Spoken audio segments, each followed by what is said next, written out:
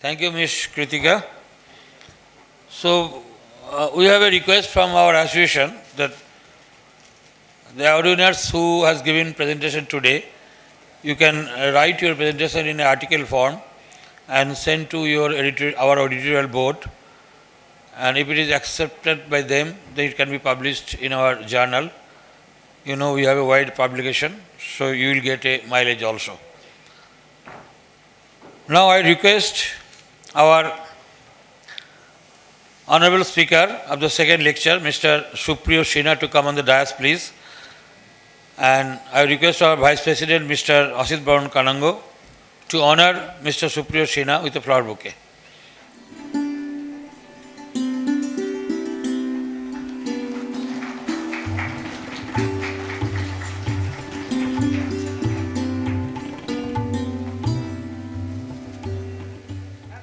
I request our Vice President, Mr. Asit Baron Kanango, to introduce our Honorable Speaker to the audience. Good afternoon, ladies and gentlemen. Today's 73rd Memorial Day lecture, there is a second one by Mr. Supriyo Sinha.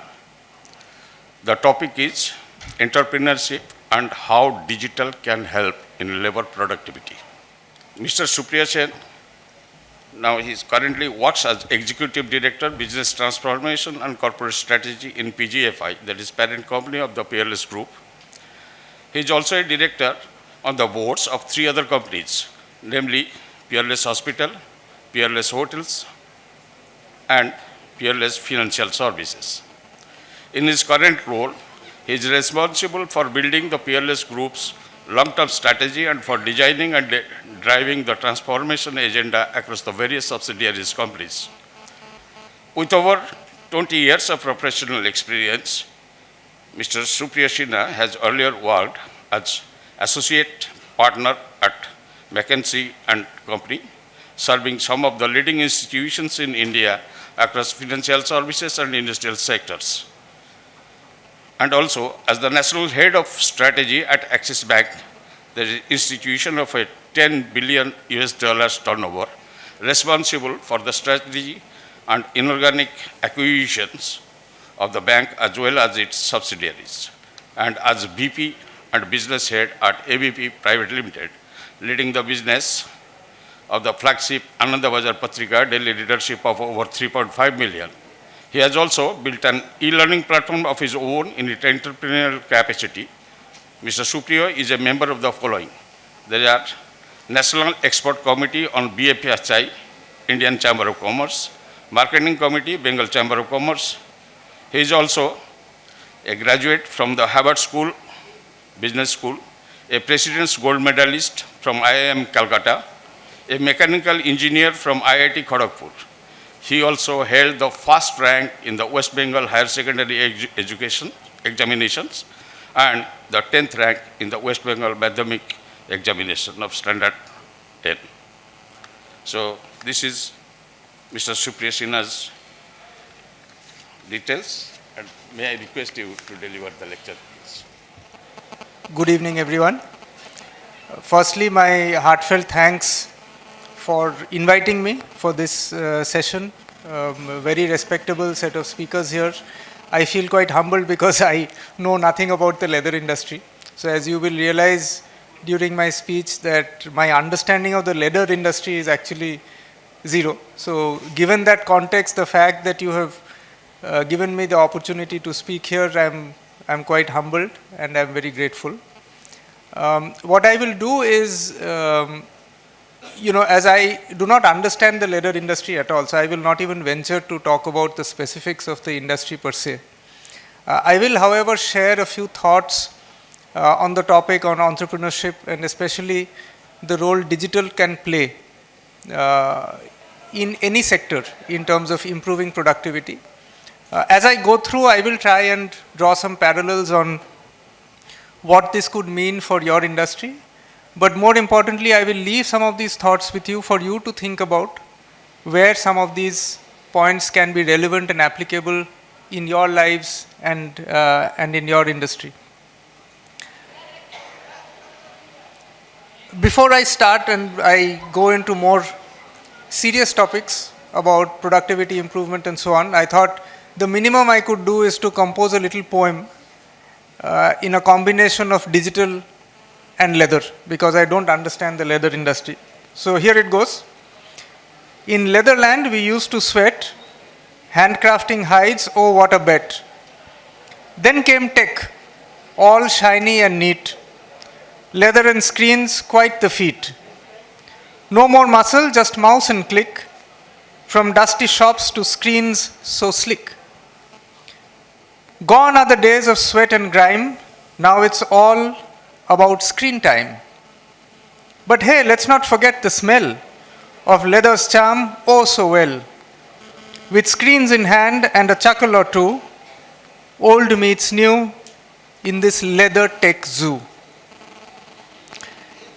It took me about 45 minutes to write this poem.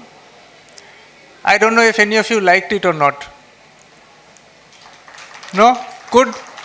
How many of you liked it? Now let me tell you the truth.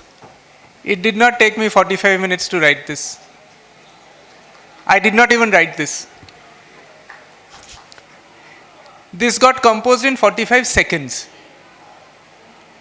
Who wrote this for me? I can hear some murmurs here. Come on, that's the correct answer, whoever was saying.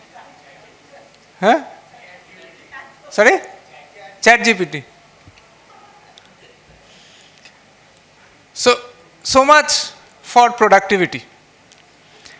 What would have taken me maybe 45 minutes, if I had written something like this, I would have taken something like 45 minutes to an hour to write something ballpark similar. But it did not take me 45 minutes, it took me 45 seconds. I probably spent about 10-15 seconds giving a good prompt to ChatGPT. That question is very important.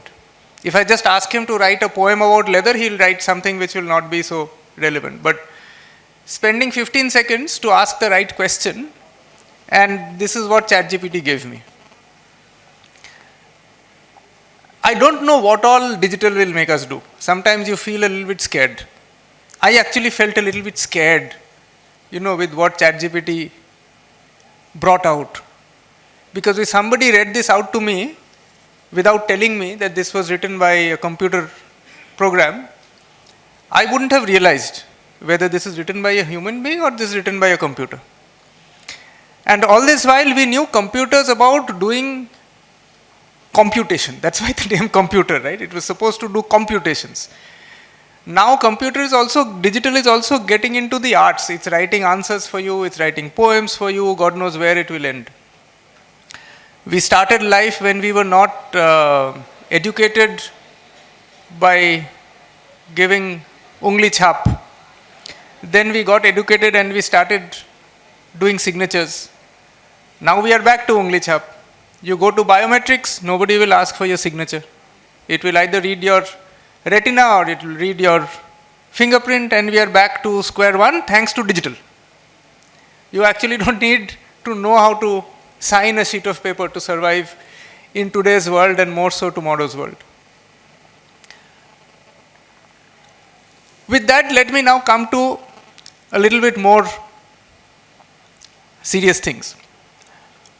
See, I want to start with the way you look at an industry. And as I talk to this audience, you represent the leather industry.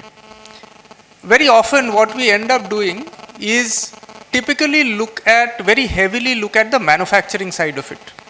So when you think of the leather industry, a lot of the mind share goes on the manufacturing side.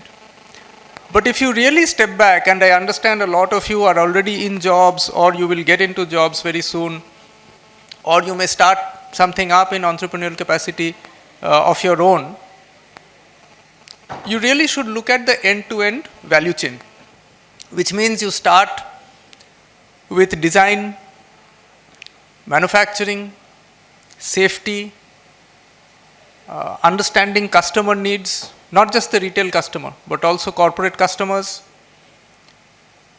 selling, servicing of products, estimating and predicting future demand so that you can optimize your supply chain, handling the increasing pressures of ESG. I think one of the awardees was talking about, of course I did not understand too much of the technicalities, but we use a lot of water, and if there is some other solvent that can replace water, and so on and so forth. There are serious environmental, social governance issues coming up in every industry, and I'm sure you are facing in your industry as well. So the request I will have of you is to start thinking about what you do and what you might do and what you are likely to do in a much broader scope. You should look at the full end-to-end value chain, because you might be, as a person representing the leather industry, you might be playing in any of these places. It is not necessary that you will play either in research or in manufacturing, which is where a lot of our mindset typically goes. You might end up being a professional who is fantastic at running algorithms to predict future demand of leather-based products. And trust me, you will have a fantastic job at Amazon, for example, if you can do that. You don't need to know how to manufacture a leather product. Now, on that supply chain, if you think of that supply chain, I will give you some examples of how digital can help, how digital can improve productivity. Some of these things will sound very obvious to you. Some might be a little bit new. If you think of manufacturing, you know how machines and robotics can help, right? If you have 100 people doing a certain job, and if you put one machine, a machine, for example, does not take unplanned leave. Machines don't have unions. Machine is very obedient. It will always follow your rules. Machine will not suddenly be absent someday, right? You set a set of parameters for the machine to work, the machine will work on those parameters. The kind of productivity that you will get out of a machine is far superior to the productivity that you will get out of a human being. And it is not, when I say the machine is doing something, it is not necessarily a physical robot. When I say machine, I also mean the algorithm, the software that is working behind. For example, Amazon today, the way, and many of you will be shopping on Amazon, right? If Amazon, Flipkart, any of these platforms, their entire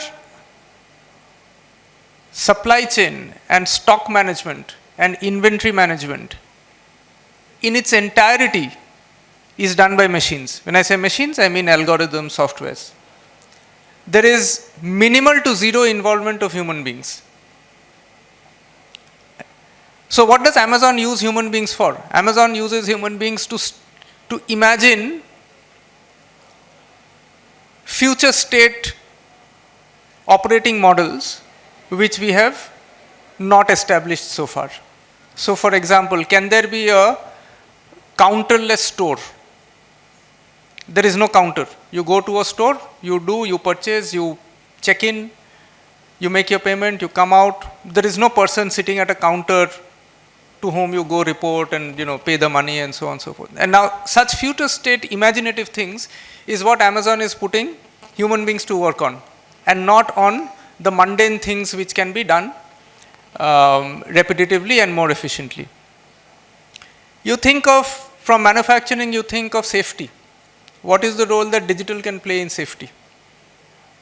Of course, you can put parameters on machines and so on and so forth. I don't know how many of you are aware that neuroscience today has gone to a level where, for example, in the trucking industry, logistics industry, in the mining industry, truck drivers or drivers of mining equipment have a gadget put onto their head, and the moment they feel a little bit drowsy, or the moment their concentration level drops, which is read from their something neuro going in their head, which I don't understand, but that machine does, the truck driver is given an alert.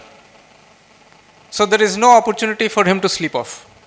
Not only does he get the alert, the central database of the company, which is operating all those trucks and truck drivers and the miners, also gets an alert that this particular driver in this particular truck at this particular location at this point in time is feeling drowsy and he's just got an alert.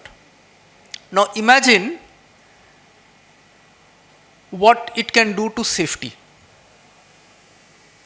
Right? We often talk about accidents. We don't talk about accidents that got averted by using technology. And you see, as I said, none of the examples that I will share will be particular to the leather industry because I don't understand your industry. But a lot of these things, the application and the extension of such applications could very well be applied in your industry as well. Now you move down the value chain. We talked about manufacturing. We talked about doing manufacturing in a safe manner. So let's say a product is produced in a safe manner. Now you got to sell the product. You walk into a Shoppers Stop or a Reliance store and there is a salesman standing there, a salesman or a saleswoman. As you walk in, do you think that person knows what you are looking for? That individual, that salesperson? Is there any way he can find out? I just walk into a store or you walk into a store, I am the Shoppers Stop salesperson. I just look at you. Do you think I will know what you are looking for? No? There is no way to figure out, right? There is nothing written on my face. But you go to the Shoppers Stop website. The moment you log in, the system knows what has been your past trends, what kind of searches you put, what kind of products you buy, what price range, are you a premium customer, are you a middle customer, are you a value conscious customer? It knows 50 things more than you know about yourself, by the way. Subconsciously, we don't realize a set of things that we do, but the system gets to know.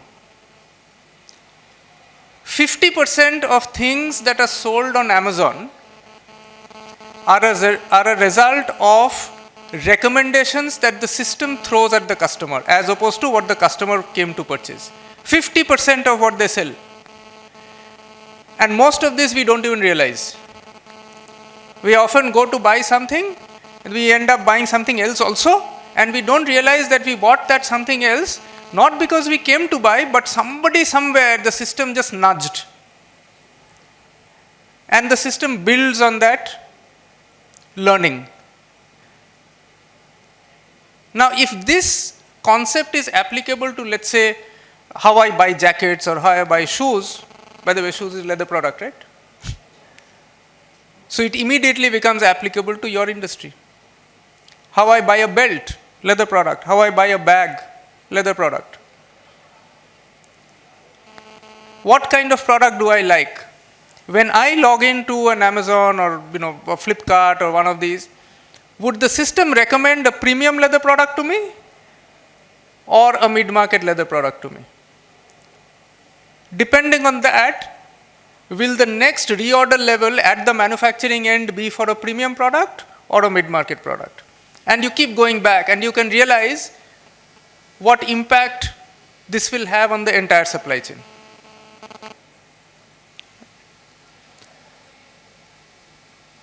You also digital also starts doing a lot of prediction. Digital has this beauty of it will look at the minutest, the smallest of detail, and it will create the largest of patterns. And what I mean by that is, let's say all of us go and start shopping on some platform, or we go, we book Uber, or we take food from Swiggy or Zomato and so on and so forth. All of us do. There's about, maybe 100 of us here. And we do this for 6 months. That system will pick up the minutest of detail of every move that we make on the digital platform. Doesn't necessarily need to be a purchase transaction. The pages that we are visiting, where we are clicking, where we are not, what are we putting into the cart, what are we paying, how are we paying, what is the mode of transaction, or it will look at the minutest of details. And then it will step back and it will create cohorts and categories. It will say these 12 people, these are the guys who are completely useless. They will come to the platform, only shop around, they will not buy anything, they will go. These 15 guys or girls, they are my premium customers. They know what to buy. They will put a very specific search, they will go there, make a transaction, go.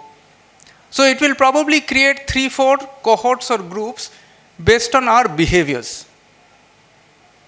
And that will start creating future predictions of how similar groups will behave. So now it will take that same learning and apply to another group of 200 people outside. Because we are all human beings. At the end of the day, based on certain moves that we make, our kind of patterns will fit into certain categories. And that will then get fed into the system. And you will start predicting what people will want. That will help you decide what you should produce. That will help you decide what and how you should design. And by the way, all of these will be equally applicable to a leather product, right? There's nothing so out of the world about a leather product as a wooden product. If this whole concept is applicable to, let's say, furniture, it is also applicable to leather products. The moment you start thinking of it from an end-to-end supply chain perspective. Now, if that be the case, what will digital do to jobs? Because a lot of things will change. And today, as you all get into jobs, as you all start, some of you may be getting into your entrepreneurial journey, starting things of your own up, you have to think digital first. There is just no other way. You will have to think what digital can do for you in design, in manufacturing, in safety, in sales, in service, in supply chain management, in predicting the future, defining future trends, all of that. You cannot wait to do things in the way things have been done in the last 20, 30, 40 years. Life is changing very fast, like this ChatGPT poem. So what will happen? If I could produce this poem in 45 seconds instead of 45 minutes, what happened to me? I released the remaining 44 minutes, 15 seconds for myself. I could do something else, or I could sleep, or I could go play. I could do anything. So a lot of time will get released. What could have been done by 10 man-hours will probably now get done in 2 man-hours. So will 8 man-hours become redundant? Bad news is, some part of that 8 man-hours will get redundant. That is the bad news. That is the reality. We'll have to face it. Will all of the 8 man-hours get redundant? The good news is no. Some part of it will not get redundant. But the nature will change. How will the nature change? Till maybe 10, 15 years back, we used to have post offices and we used to have postmen coming to our home to deliver an article which typically used to be a sheet of paper. Right? A postman would come to our house to deliver an article which used to be a sheet of paper. Today, we have people coming to our house to deliver an article which is a dress or a leather-made shoe or a pizza. So technically that role has not got redundant, but it is getting delivered in a different way. Because delivering that sheet of paper is not relevant anymore. Mail is gone, email is in. That product has become irrelevant, but some other product has come in. 15 years back, we could not imagine that somebody will come to our house. Pizza to fir bhi hota tha, but something like biryani and anything, any food you order, people will come to your home to deliver a box of sweets. We could not imagine. What has helped that? Swiggy and Zomato have helped that. So technology will also create a set of new roles. That is number one. Number two is technology will also change the nature of some things that we do. How many of you play or follow football? Show of hands. Nobody plays football. Only one. follow football, at least see football on TV. Few more. So, on the football field, who's the king? The referee is the king. Right? What referee says, right decision, wrong decision, doesn't matter. What referee says is end of story. That used to be the case. Till maybe 2 years back. Maybe I should wait till they settle down? Maybe I'll just wait for them to settle down.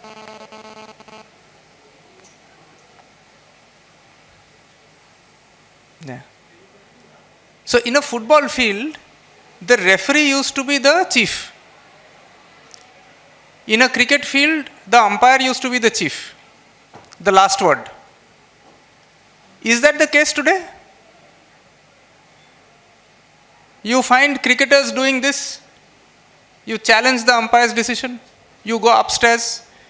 They'll see the third umpire. In football, there is a goal scored, but a little bit of the nail on the finger is outside the offside line, and then VAR will tell something to the referee. He'll go to the screen and there will be offside, goal overruled. So what is happening here? The nature of so people are losing control. You get into the mind of an umpire or a referee. He used to feel like, I am the boss. My whistle is end of story. Now he's getting disempowered. He knows there is somebody somewhere, some technology sitting, who can catch an error, in all fairness. But that role, that very important role, is getting disempowered. Similar things will happen in each industry, including your leather industry. So I'm making this up again. I keep saying I don't understand your industry, but maybe in the industry there is a role who designs leather products. Right? Probably a few years back by hand. And the design person is the god because he is designing the product. End of the day. Tomorrow, technology will come in such a way that that person will feel a little bit helpless. He or she is making the design, but there's probably some technology that is coming and saying, no, there are 3 flaws in this design, there is a better way of doing this design. Right? So there are 2-3 different adjustments that you need to keep in mind. One is some roles will go. Like the postman role will go. But those roles will get replaced by some other roles, which will be linked to technology. Number 2, in some roles, the roles will get disempowered. And there will be a sense of insecurity. There will be a sense of, I am losing control. Bad luck, can't help it. That is how it is. If a referee says, I feel so bad that there is VAR, so I will not referee a match, bad luck, somebody else will come and referee the match. So that's something that we will have to live with. And finally, I don't want to prolong this too much. There are 2-3 other thoughts that I would like to leave with you as you think ahead. Number 1, I don't think there will be any replacement of the value a human being can add. How much digital there may be. But the nature of that value addition will change. A lot of the value will come from the kind of, softer elements that a person can bring in. Creativity, empathy, working with people, building a team. Those kinds of things which maybe someday machines can do, but at least not in the near future. That is something that needs to be kept in mind. The second is, as you think of the future, don't think of your industry as in isolation. Think of the full value chain and think of the ecosystem that you are playing in. And your role and opportunity is not just restricted to manufacturing or design. It could be in ESG, it could be in safety, it could be in sales, it could be in service, it could be in design, it could be in anything. Like in a bank, I have had very deep experience in banks. So there used to be a time where there used to be there are still few, a role called a credit officer.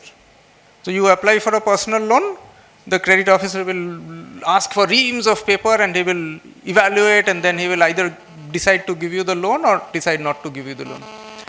Today, that credit officer role is not there.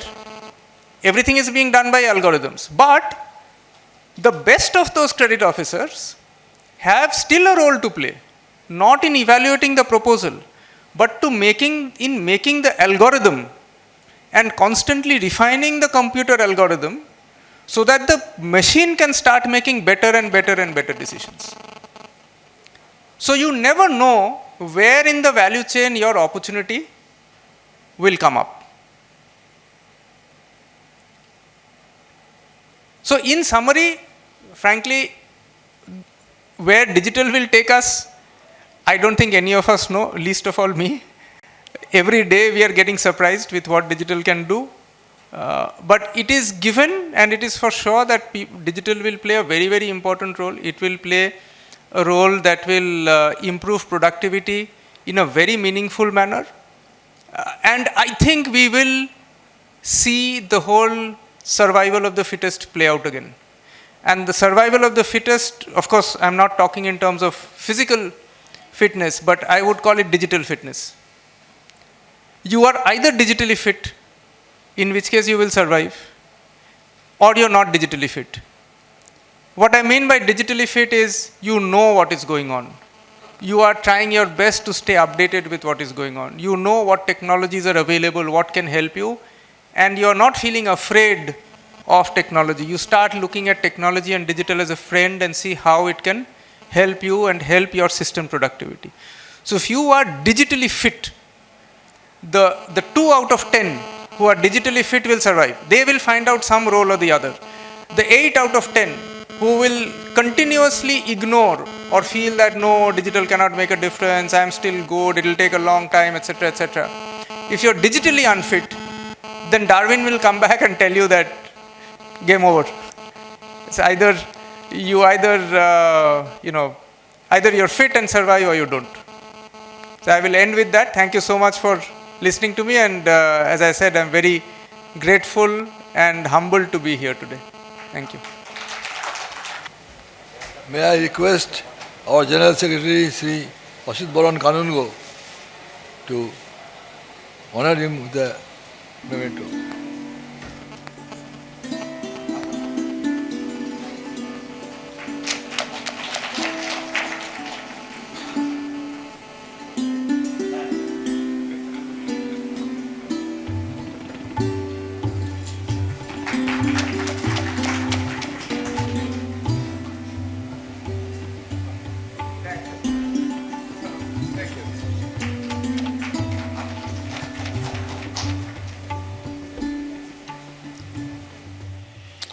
Let me give vote of thanks.